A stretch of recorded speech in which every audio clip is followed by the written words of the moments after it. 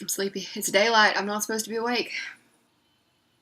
Hey guys, my name is Allie, and I'm here today to share with you the 5 things that I wish someone would have told me before I embarked on my journey as a paramedic. So, number 1 is take time for yourself and take care of yourself. We spend a lot of time at work whenever we work in emergency services or in public safety or anything like that, and we need to take time to make sure that we're doing the things that we enjoy. Not saying that we don't enjoy work, because probably 95% of us enjoy our job, for the most part, most days. But it's still so important just to take care of yourself and to take time to do the things that you enjoy. Go and bake yourself in the sun at the beach, or sit on the couch all day and watch Jerry Springer with your dog in your lap. Like, spend time with your family. You know, go take a class on underwater basket weaving or something, but just do something that you enjoy and do something that you want to do whenever you have the opportunity, because you don't want to spend all your time at work. Number 2, pack your food. That's been a lifesaver for me, and that's been awesome, like a money saver for me. So I suggest that you invest in a good lunchbox. It'll save you money. It will save you money in the long run. Get yourself a good lunchbox and figure out what it is that you like to eat during the day. So that way you don't have to constantly go to a drive-thru or go to a restaurant and get something. Because, I mean, it'll be better tasting most likely, be better for you, and you know for sure you're going to eat it.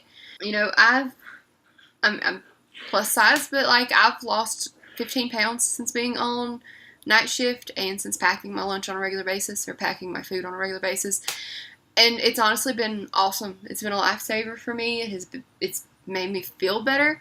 And it also helps you control more of what you eat, which goes back to the whole healthier for you.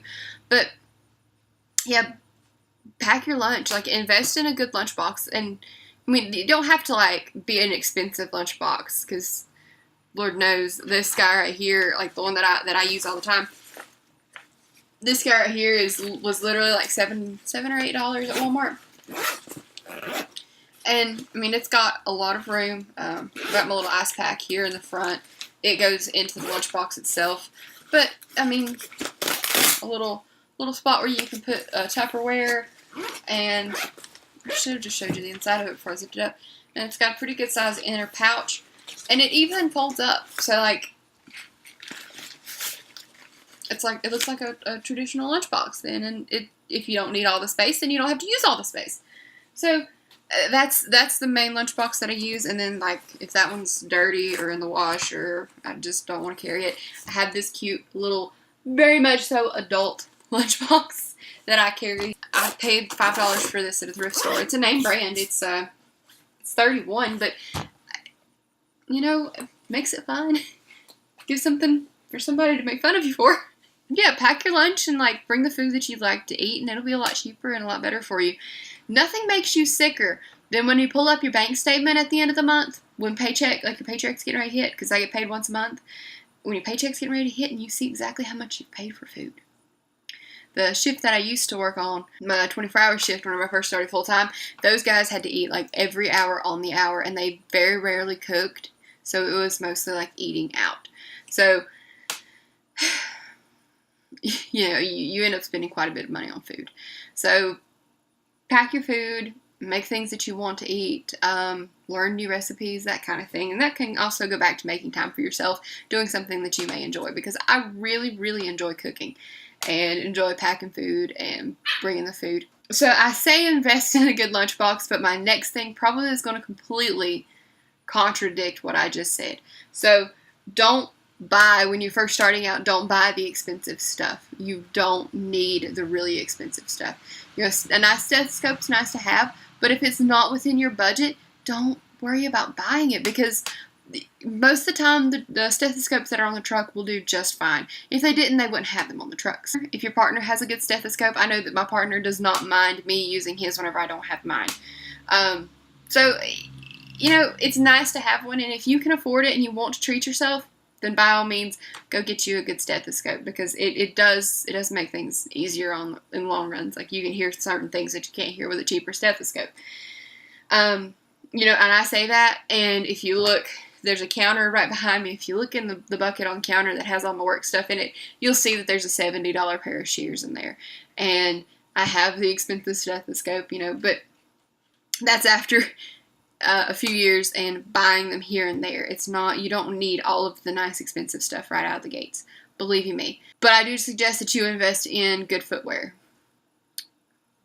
Not like ridiculously expensive footwear, but like reliable footwear. Stay away from the tennis shoes, that kind of thing, because you need some support around your ankle. So that way, if you were to be going down the side of a bank to go to a wrecked car or whatever, you don't twist and break your ankle off. Because nobody likes it when your ankle falls off, because there's nothing for your foot to hang on to.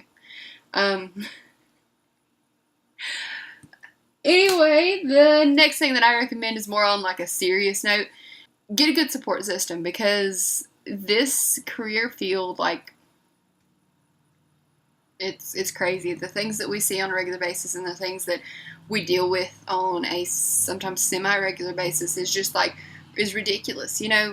It's not that I'm complaining, because like most of the time you understand this whenever you go in. Most of the time you understand it whenever you go into this career, is that, you see people on their worst day, and sometimes their worst day is their last day, and sometimes you see sick kids, and sometimes you see people who are in like horrible, horrible physical shape due to accidents and, that sort of thing. And it's really important that you have people around you, and you surround yourself with people who,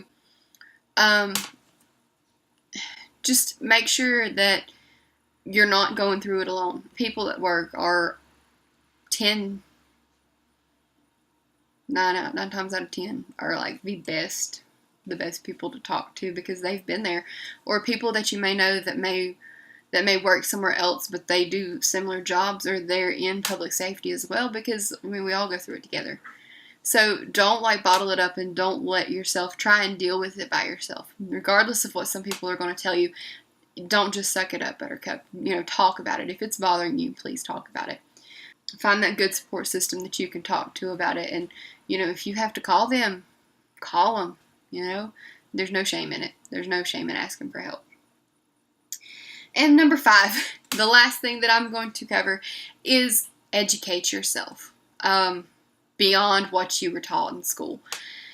If you see a class that looks interesting, take it. If you see an article online, or you see an article in a magazine that looks interesting, that can help you improve your patient interaction, or improve your patient assessment, or improve your knowledge base, then by all means read it, watch it, do it. Go. If you've got to drive to the class, because a good portion of the employers out there, they will reimburse you for going to the classes. So by all means, go that way, go that distance, and learn that information, and educate yourself, and use that information to educate those who are around you. Because, what's it going to hurt? If you don't educate yourself, you're not making yourself better. But if you are educating yourself, you can't make yourself worse. You're looking at like the queen of...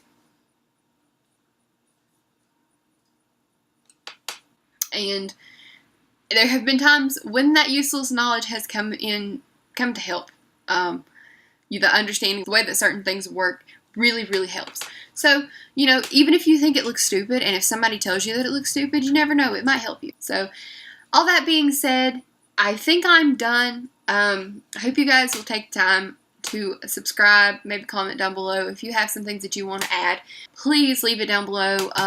Please subscribe, turn on notifications, whatever you want to do. Thank you guys so much for watching, and I hope that you guys will tune in next time for my next video. Thanks. Bye.